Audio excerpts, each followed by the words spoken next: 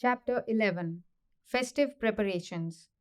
Rama and Sita spent 12 happy years in Ayodhya, but now the Lord and his consort in human form had to experience the hardships, sorrows, and conflicts of life on earth. As Bhagwan himself explains, whatever avatar I assume, my play must go through the feelings and experiences appropriate to that incarnation. Who was the prince of Ayodhya who, through his body, life, and experience, suffered the sorrows of mankind and saved the gods? The ever present, all pervasive being who rules the world from within and without. Kamban, the Tamil poet, begins the Ayodhya Kanda referring to this marvel of how the King of Kings allowed himself to suffer the cruel machinations of the hunchback maidservant and of a stepmother which deprived him of the scepter and banished him to the forest and beyond the sea. Dasharatha loved all his four sons, and yet he had a special affection for Rama, and the latter deserved it by his royal qualities and adherence to Dharma. Queen Kaushalya, like Aditi, the mother of the gods, was proud that she had such a son as Rama. Valmiki has filled pages with the tale of Rama's virtues. The Muni is never satiated drinking from the ocean of Rama's qualities. He describes Rama's gifts and graces sometimes directly, sometimes as seen and admired by others. Thus, and in many other ways, he dwells on the qualities that made Rama the ideal man.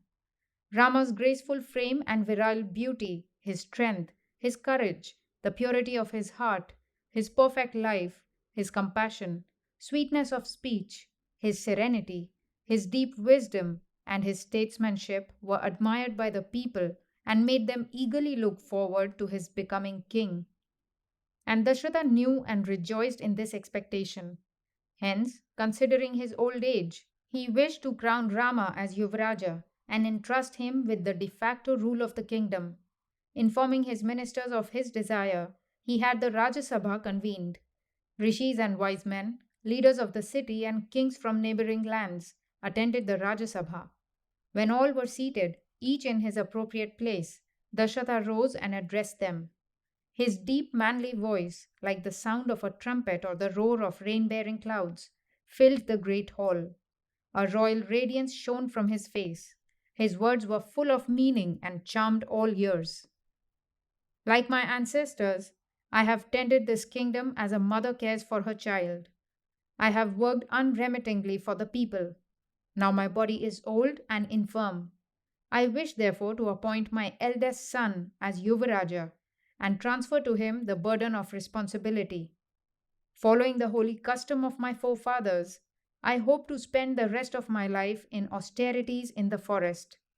Rama is fully equal to the task of kingship. He is expert in administration and statecraft, and he is unequaled in valor. I can transfer this trust of sovereignty to him without any anxiety, and I hope that this honored assembly will permit me to do so. Shouts of joyous acclaim rose from the great assembly, and with one voice the gathered princes and notables exclaimed, "So be it!" The king spoke again. "You agree with my proposal, but give no reason. This will not do. Let the wise men explain why they agree."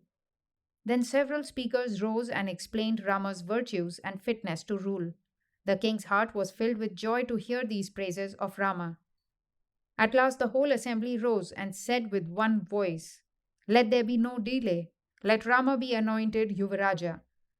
The king answered that he was happy and would forthwith carry out their wishes. Then turning to Vashishta, Vamadeva, and the other holy men and guardians of the sacred rites, he said, "This is the auspicious month of Chaitra, the season when the trees in the forest are covered with flowers. Revered elders, make all preparations for the anointing of Rama." The assembly was glad to hear these prompt orders. As bidden by the king, Sumantra, the minister in charge of the household, went to fetch Rama. Rama, ignorant of all these happenings, came and stood before his father. Hearing of the decision to anoint him Yuvaraja, he humbly bowed acceptance, saying, "I am in duty bound to carry out your orders, whatever they be." Dasharatha blessed Rama and said, "You are a good prince, beloved of the people. Let not your courtesy and your consideration flag but increase with your opportunities of doing good, and earn you enduring glory. And Rama returned to his dwelling. Hardly had Rama returned home when Sumantra called in haste and told him that his father wished to see him. Asked for the reason, Sumantra could not tell. He only knew he had been enjoined to fetch the prince at once. Rama thought, the king must have taken counsel over the coronation ceremony and perhaps met with some difficulty.